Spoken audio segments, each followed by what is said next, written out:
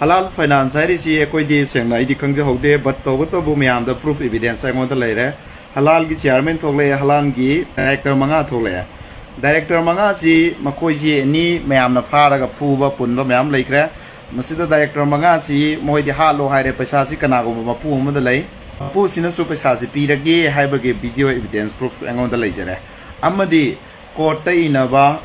commissioner yaurage inaba che so angon da leijare aiso sengna case asi paiba matam da makoi da kari lei si study tawe